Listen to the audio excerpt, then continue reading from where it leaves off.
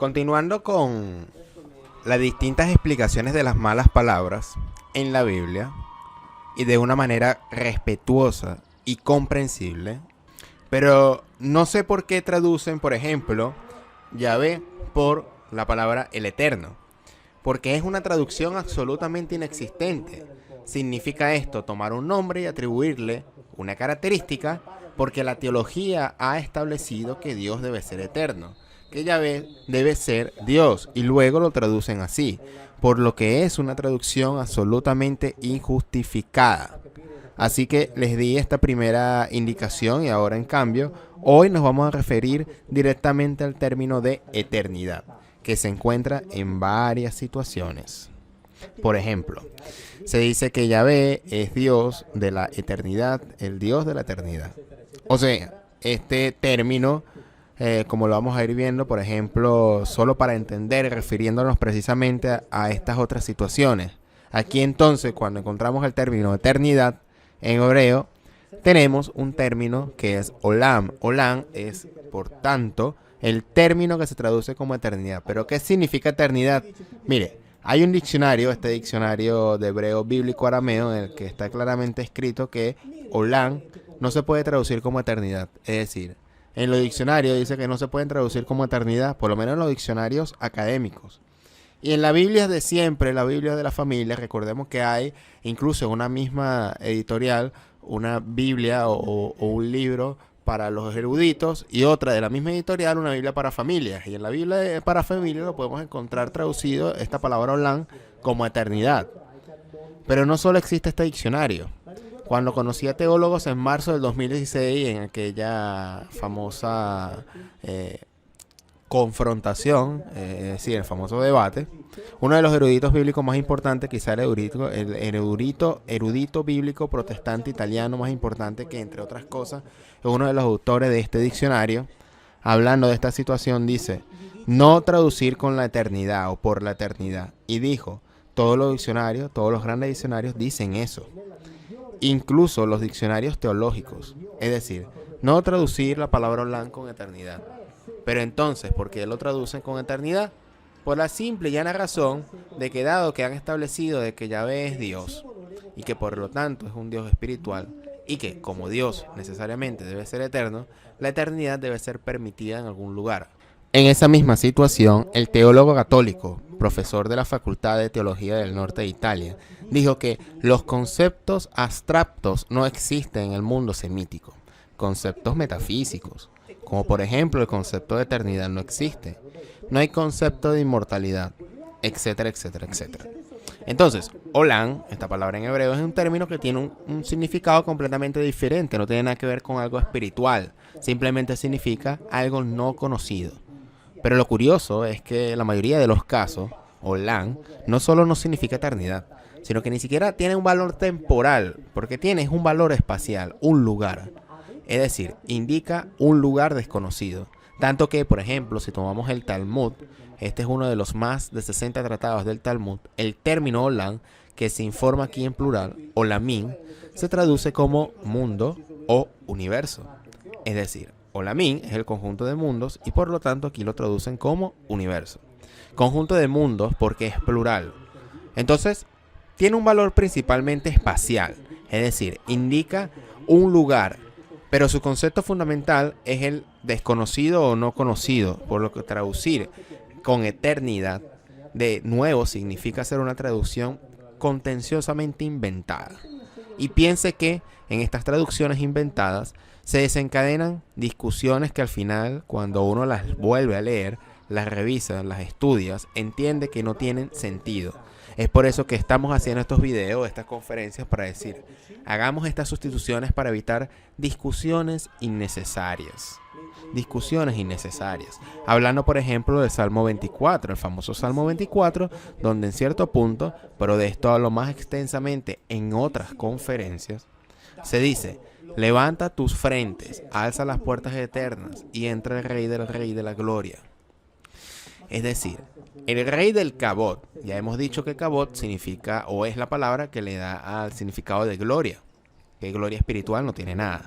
Y de nuevo dice, alza tu frente, alza los umbrales eternos Y aquí en este texto del Pontificio Instituto Bíblico hablamos de lo eterno en ese salmo. Y luego hay estudiosos que dicen que las puertas son eternas y que son eternas por cuanto siempre se han construido. Otros dicen, no debemos pensar en lo eterno en relación al pasado, pero en el Salmo 24 debemos pensar que en lo eterno en relación al futuro, siempre refiriéndose a las puertas. Otro erudito dice, no, lo eterno aquí no se refiere a las puertas sino a Yahvé, llamado el Señor del Cabot o el Señor de la Gloria. Entonces entienden que esto se lleva a cabo aquí en estas discusiones. Se ha llevado a cabo una discusión sobre nada, porque Olam no significa eternidad y punto. Y luego nosotros, nuevamente, para evitar entrar en estas espirales, como ya he recomendado anteriormente, yo recomiendo algo llamado hacer de cuenta que. Hacer de cuenta que lo que está escrito se debe de respetar en estas discusiones de los que no salimos, porque obviamente los exégetas teólogos monoteístas siempre dirán que es la eternidad, aún sabiendo y aún habiéndolo escrito en los diccionarios, que eso no significa eternidad. Evitamos entrar, por tanto, en discusiones, perder el tiempo, y cuando encontremos el concepto de eternidad expresado en la Biblia, ponemos Olam, sabiendo que en la mayoría de los casos ni siquiera tiene un significado temporal, sino un significado relacionado con un lugar desconocido. Así que esta es una de las sustituciones más importantes que se debe leer en la Biblia si se quiere tener algún mínimo de respeto sobre ella, ¿verdad?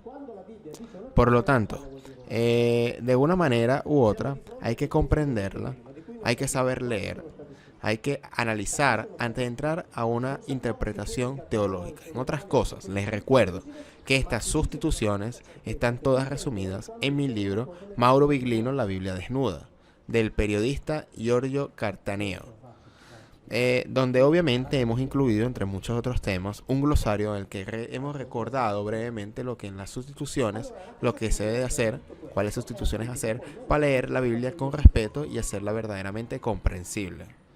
Es decir, por ejemplo, hay personas que confunden la palabra el Elión y Yahvé como si fueran las mismas palabras. Y eso no es así. Ya hemos explicado en otras conferencias que Yahvé es un nombre que se refiere muy posiblemente a un comandante.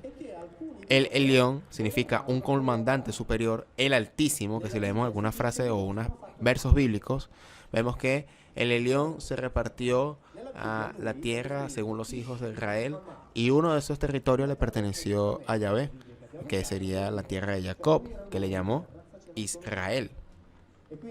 La palabra El es una palabra de los dioses cananeos, de El y Asherá, y esto no tiene nada que ver ni con Dios, ni con Yahvé, ni con el Elión.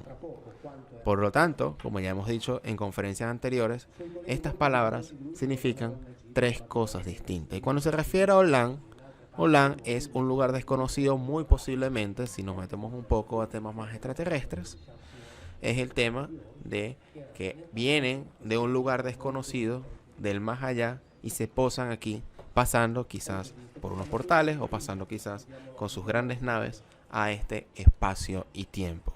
Pero la teología, durante muchos años, al menos, dicen algo que no está escrito, al menos en el Antiguo Testamento, ya que el cristianismo es una herencia, entre ellas, de la cultura griega, de los romanos, que tienen ya una teología montada de demonios, cielo, el bien y el mal. Pero esa es otra cosa. Pero, como ya les he relatado antes, al menos en el Antiguo Testamento, no tienen una teología mística montada, no tienen una espiritualidad. Por lo tanto, leer la palabra eternidad en el contexto de hoy le haríamos un mal juicio, porque eso no tiene nada que ver con el Dios omnipotente, eterno, infinito y aquellas cosas o aquellas palabras indescriptibles que se le puede hacer. Si lo leemos con sumo respeto, la palabra eternidad tiene otra connotación mucho más lógica, mucho más física, respetando, como ya dijo, las sustituciones. Sustituir las palabras que le hicieron un agregado teológico y dejar las palabras en el real hebreo, en la verdadera palabra hebrea, y dejar que el contexto determine más o menos lo que dice la palabra. E incluso si hay un gran consenso entre todos los estudios son así, no vamos a llegar a la verdad del asunto, porque recordemos, como ya he explicado en conferencias anteriores, que no existían las vocales en las palabras hebreas. Por lo tanto, nadie sabe cómo leer o cómo se leía anteriormente la Biblia en este caso, o la escritura hebrea. Entonces vayan con cautela para que dentro de lo literal no hagan interpretaciones al menos demasiado apresuradas, porque primero necesitamos pasar por esta parte al menos literal. Giovanni Semerano, uno de los filólogos más apreciados, diría en sentido absoluto, también miembro del Instituto Oriental de Chicago, autor de una obra verdaderamente monumental sobre los orígenes de la cultura europea, en su libro El infinito, un malentendido milenario, pone en evidencia un concepto que desde mi punto de vista es fundamental. El concepto es lo que hay que revisar, releer, la llamada cultura antigua a la luz de nuevos parámetros, porque siempre la hemos leído y así se nos enseña, digamos, sobre la base de aquel pensamiento que luego se convirtió en el pensamiento dominante después del neoplatonismo.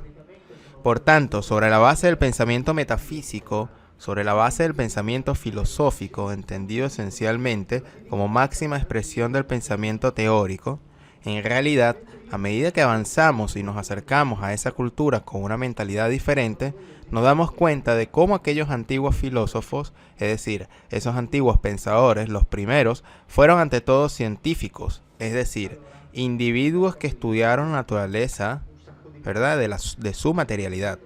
Pensemos en los primeros que desarrollaron ideas atomistas, es decir, en definitiva, materia compuesta de átomos. Le da ese título a su libro Un malentendido de 1000 años, refiriéndose al concepto del infinito, y la toma precisamente de lo que enseña la filosofía sobre los primeros pensadores, por ejemplo Tales, Anaximandro, etc., y refiriéndose precisamente en un término griego que es el apeiron, que siempre ha sido indicado como una representación del infinito que estaría en el origen del todo. Aquí Semerano, en cambio, cambia todo y dice, no, el apeiron es algo completamente diferente. Dice que Tales puso el agua en el origen del todo, y luego predice el limo, y luego el polvo y la tierra, y también los Elohim.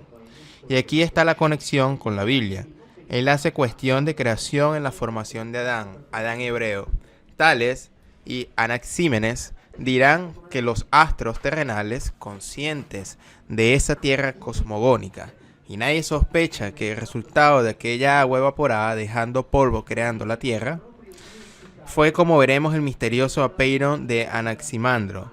Y dice, el apeiron de Anaximandro corresponde al semítico apara, polvo, tierra, al acadio eperú, y en el bíblico afar, porque los epeiros griegos, que en dórico se escribe apeiros, se identifican con el polvo terrenal y que iba precedido el del neutro, al artículo a, signo de confusión. Es decir, la adición de este artículo ha cambiado efectivamente el significado, el valor de ese término, y en cierto sentido lo ha hecho absoluto. Recordemos que también pasó lo mismo con el término teos, que ya cuando hablé de él, había dicho que originalmente era en realidad un adjetivo que servía para identificar las características de ciertos individuos, y lo hemos visto en otra conferencia. ¿Y luego qué pasó? Que se añadió al artículo del término teos y también le dio un sustantivo. Aquí el filólogo Semerano dice que a peiron se le ha añadido al artículo neutro tu o a, y también aquí se le ha atribuido el significado diferente, pero en realidad el lejos en la Biblia tiene un significado muy preciso, y veámoslo ahora directamente en el versículo bíblico. Como pueden ver, aquí el término lejos, que es lo que habla el filólogo Semerano, y aquí la frase completa, estamos en el libro del Génesis, y dice, y Yahvé Elohim formó a Adán a lo lejos.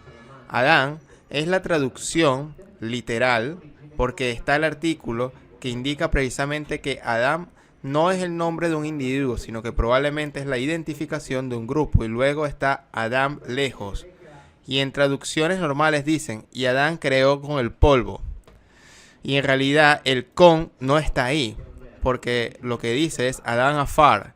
Porque si fuera con una definición de un tipo particular de ser vivo, el afar representa precisamente esa cuestión a la que se refiere el filólogo Semerano, que hemos visto. Ha visto eso, de ahí la concreción de Semerano ha detectado también en el concepto expresado por el pensador Anaximandro, que en este punto yo tendería a llamarlo científico más que filólogo o filósofo. Aunque obviamente el filósofo, amigo del conocimiento en sí mismo, no es que esté en conflicto con la diferencia o la definición de científico, pero tendemos a pensar en las dos figuras de manera diferente. Entonces yo lo llamaría científico. Bueno, la concreción está aquí. Estaría ahí para el filólogo Semerano, tanto en los textos griegos como en la Biblia, y estoy absolutamente de acuerdo con esto. Al final, entre otras cosas, al final de esta charla haremos un argumento que también involucra a los indios americanos. Esto como un concepto general para entender que los textos antiguos, si se revisan bajo una nueva luz, revelan diferentes cosas para nosotros. Y yo diría que en algunos ciertos aspectos mucho más concretos y también más fascinantes. Para permanecer siempre dentro del ámbito del concreto o de lo concreto, les dije que tarde o temprano me gustaría hablarles sobre Necromanteion.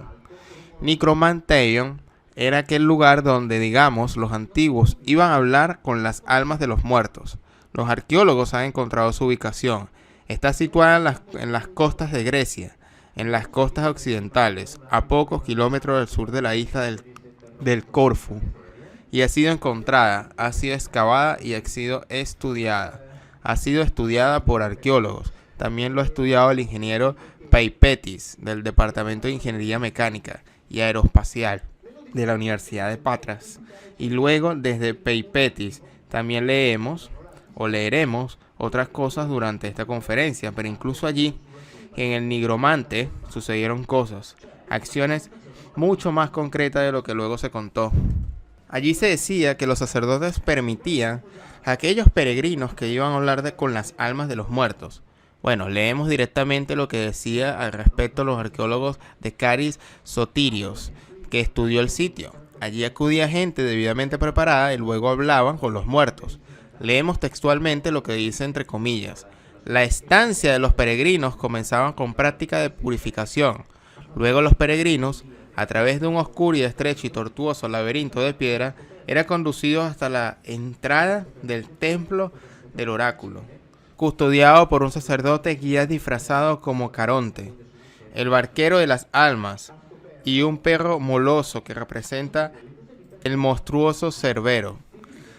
Aquí se interrogaba a los peregrinos sobre los problemas que querían exponer al difunto. La información recibida era transmitida a un sacerdote de comunicación al aspecto, digamos que con este espectro que descendió a la cueva sagrada. Sin embargo, estos peregrinos estaban preparados. No es lo que la gente simplemente llegara y entrara, no, los pusieron en una situación psicofísica tal que podían aceptar todo lo que veían sin críticas. El aislamiento durante un mes, las prácticas mágicas, las setas alucinógenas, una dieta a base de vino, cebada y habas crudas. La fe en la aparición de las almas crearon en los peregrinos la predisposición a ver lo que esperaban. También tenían días de ayuno, lo que significaba que había una especie de debilitamiento psicofísico, favorecido también por sustancias alucinógenas. Las almas aparecieron, claro, pero hoy sabemos que fueron fruto de ingeniosas ficciones. Durante las excavaciones arqueológicas, en la sala central de los fantasmas encontramos ruedas de carros y catapultas, topes de rueda y pesas de hierro que hacen pensar en el equilibrio de ruedas y sobre todo una máquina para hacer descender fantasmas desde un agujero en el techo de la cueva sagrada. En definitiva, se trataba de una especie de grúa en la que colgaba un sacerdote vestido de oscuro y encapuchado para dar la idea de una sombra fantasmal. La cueva sagrada estaba débilmente iluminada por antorchas y la roca bien pulida de las paredes reflejaba otras sombras. Entre la pared de la cueva sagrada y el exterior había un corredor oculto a la vista de los peregrinos, por donde los sacerdotes circulaban sin ser vistos, intercambiando información y haciendo funcionar la grúa con la sombra del muerto. Es decir, tomaban información sobre el peregrino. Entonces, a través de este sistema, creaban una situación en la que el peregrino estaba convencido de que estaba hablando con el muerto, y cuando salía tenía la obligación de no decir nada, incluso castigado con la muerte. El ingeniero Peipetis, que estudió este mismo sitio, también estudió otro aspecto muy interesante. Estudió el aspecto, por ejemplo, relacionado con la tecnología que se utilizaba para difundir los sonidos. Y también hizo un dibujo de cómo eran las paredes. Por ejemplo, incluso de los pasillos que crearon el sistema de anecoico, es decir, un sistema sin ecos que por lo tanto permitían una alta difusión del sonido. Por lo tanto, un sonido de alta calidad, pero que está amplificado y por lo tanto, por así decirlo, incluso en los alucinógenos, junto a los ayunos, junto a un cierto tipo de dietas con vinos, pone al peregrino en una condición de sentirse envuelto en un ambiente completamente diferente, casi místico, por lo tanto de haber entrado en el Hades y luego de hablar con las almas de los muertos. Por eso estos sacerdotes que vestían de oscuro, de alguna manera u otra, hacían y provocaban este tipo de situaciones en la mente o en la psique del peregrino. Eso también sucedió en Egipto, donde los sacerdotes egipcios engañaban a los peregrinos, a los fieles, por ejemplo utilizando máquinas hidráulicas, con las que hacían creer que los dioses se apoderaban de determinadas estatuas y por tanto los hacían mover. Pero nos recordamos todos que el Elohim le dice a Moisés, pero cuidado, si paso cerca de ti con mi kebot, te mato. Así que estamos ante la gloria, entre comillas, de Dios, que tiene efectos mortales y que Dios, es decir, el Elohim, no es capaz de controlar, y esto es el primer aspecto. Es decir, no hay nada que hacer. Si paso por ti o cerca de ti, te mato, porque yo no puedo limitar esta manifestación propia, mía. Y esto nos debería dar que pensar, pero hay otro aspecto que nos da mucho que pensar, mucho más. Que el Elohim le dice a Moisés, para no matarte, cuando yo te paso delante, para empezar, esta es una gloria que pasa delante. Después os digo lo que significa kebot en hebreo. Esta gloria que pasa delante y dice, entonces yo te pongo detrás de las rocas, te protejo y así no te mato.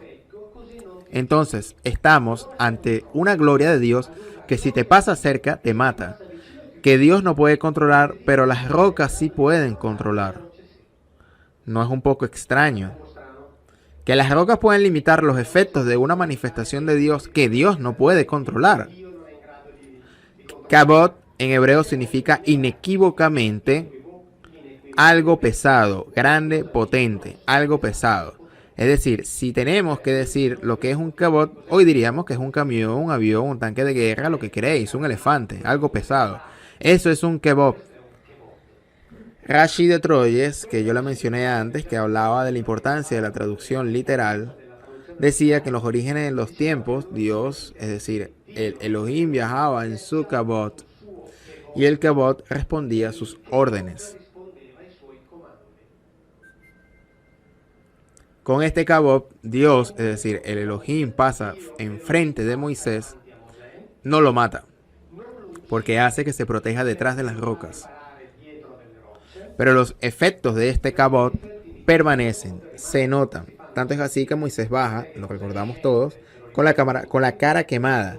Moisés, después de esta experiencia, por varios días no podía exponerse ante el sol. Tanto es así que podía estar al sol, debía cubrirse la cara para estarlo. Se podía quitar el velo solo cuando estaba dentro de la tienda, en la sombra.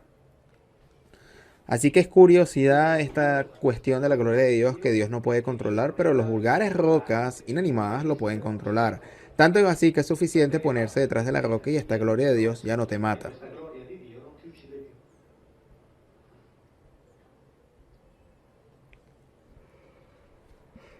Estos hallazgos de Manuel Anati, estudiados también por Flavio Barbiero, justo en la zona debajo de las montañas que vimos, que es la montaña de la manifestación, que es Belashem, el monte del nombre. Y esto era probablemente las cosas que veían lo que estaban bajo. Pero yo no la interpreto. Esta es una curiosa tabla que tiene 10 compartimientos. Si alguien recuerda la historia de la peste que golpeó al pueblo, sobre el cual Moisés intervino a través de un bastón y una serpiente de cobre, aquí también hay este tipo de representación. Aquí la flecha indica el travertino, que son depósitos de carbonato de calcio que se encuentra disuelto en el agua. Obviamente son depósitos que se forman a lo largo de muchos siglos que están en la cima de la montaña, o de esta montaña. Por lo tanto, Moisés podía estar tranquilamente mucho tiempo en esta montaña porque en esta montaña había agua. Y recordáis también que Moisés hizo erigir 2 estelas al pie de la montaña, y estos son algunos de los grupos de decenas de estelas que Manuel Anati encontró precisamente en este territorio que está debajo de este. Por lo tanto, que estos fuesen muchos para la Biblia era absolutamente normal. Hasta el punto que tenían la posibilidad de elegir muchos Elohim, y se le da a Josué la posibilidad de elegir entre estos Elohim. Dice, y leyendo ese pasaje es bonito porque parece un poco como un alcalde que después de haber gobernado durante 5 años, se vuelve a proponer, hace una especie de campaña electoral y dice, os pido que votéis por mí porque recordaros que yo hice. Y Josué hizo exactamente lo mismo. Recordad que este Elohim hizo por nosotros esto, esto y aquello, elegid vosotros. ¿Queréis seguir con él o queréis otro? Ellos dicen, bueno, está bien, efectivamente se hizo esto mucho por nosotros, así que bueno, desde este momento os vinculáis. Esto dice la Biblia, yo cuento lo que leo, que fuesen muchos estos Elohim, entre otras cosas, estaban muy cerca de nosotros. Lo dice una vez más la Biblia y no lo dice uno cualquiera, lo dice Asaf. Asaf era un descendiente directo de Moisés, que vivió en tiempos de David. Ocupaba una posición de altísimo rango dentro de la casta sacerdotal, se sentaba a la derecha de David, por lo tanto era una persona que tenía acceso al poder y el conocimiento. Y esta persona nos cuenta de una asamblea de estos Elohim, que está dirigida por uno de ellos, y este que preside la asamblea está muy enojado. Este Elohim, porque dice que en realidad los que se han repartido varios territorios no están gobernando de acuerdo a la justicia. Dicen que están gobernando para sus intereses personales, por lo tanto, básicamente no ha cambiado nada. En algunos milenios de historia, quien gobierna lo hace para sus intereses personales. Y dice algo muy interesante, y la Biblia lo dice tranquilamente sin ponerse ningún problema alguno. El problema nos lo ponemos nosotros. Entonces él dice, bueno, queridos colegas, estáis gobernando mal porque no hacéis esto, no hacéis lo otro, etc. Es verdad, vosotros sois Elohim, vosotros sois los gobernadores, sois los señores de lo alto, sois hijos de los señores del imperio. Pero os recuerdo que todos vosotros, con certeza, como los Adán, moriréis. Es decir, no sois diferentes de los que gobernáis. Sí, vosotros tenéis el poder. Sois más fuertes, pero morís. Van a morir como todos los demás. Esto lo dice Asaf con una tranquilidad increíble. Porque probablemente era así. Los que gobernaban morían como los gobernados. Es decir, estos Elohim morían como los Adán. Y cuando se dice Adán, la Biblia no quiere decir el nombre propio Adán, como lo entendemos nosotros, porque Adán es a menudo indicado con el artículo, es decir, el Adán. Significa el de la dama. Si lo tradujésemos literalmente, deberíamos decir el terrestre. Estaban los Elohim y los Adán, los terrestres, dos especies diferentes. Y en un momento dado dice la Biblia que se unieron. Lo dice la Biblia claramente, hablo de ello en los capítulos dedicados a los llamados gigantes. La Biblia dice que en un determinado momento los hijos de ellos, los Nefilim, los Nefal en hebreo significa, por lo tanto, los hijos de los que bajaron del cielo, vieron que las hijas de los Adán eran, la Biblia dice, Tobot. Tobot significa buenas, pero no en el sentido de decir, oh Dios, qué buenas son. No. Buenas en hebreo quiere decir apto, adecuada para. Eran buenas para, es decir, aptas, adecuadas las mujeres de los Adán para la reproducción. Y comenzaron los hijos de los Nefilín a unirse a las hijas de los Adán y a reproducirse. Esto lo dice la Biblia con una claridad que está fuera de interpretación alguna. Esto sucedió, los textos apócrifos dicen algo más. Nos cuentan también que de los 600 que bajaron a la tierra, son 200 los que se rebelan y que deciden de unirse a las hijas de Adán. En un determinado momento se reúnen en el sur del Líbano. El jefe de estos 200, esto es algo muy bello, porque dice, bueno, hemos decidido hacer esto, sabemos muy bien que estamos haciendo algo gravísimo. Porque nuestros jefes no quieren que nos unamos con las hembras de estos de aquí, pero sin embargo a nosotros nos interesa hacerlo. Y él dice, yo sé ya cómo acaba esta historia, que al final cuando nuestros jefes se enojen, yo seré el único responsable. Y todos los demás le dicen, no, nosotros suscribimos contigo una especie de declaración de corresponsabilidad, con lo cual seremos responsables todos. La Biblia esto no lo nos cuenta, esto está escrito en un texto apócrifo. La Biblia nos cuenta que los hijos de los Nefilín vieron a las hijas de los hombres, eran aptas y decidieron unirse con ellas. Estos hijos de los Nefilín eran los Elohim, son pues los que mueren exactamente como todos los Adán, sin ninguna diferencia. Dime tú lo que debo hacer. Yo, sí. Llevamos 1 hora y 5 minutos hasta 1 hora y cuarto, 1 hora y media sigue. Cuando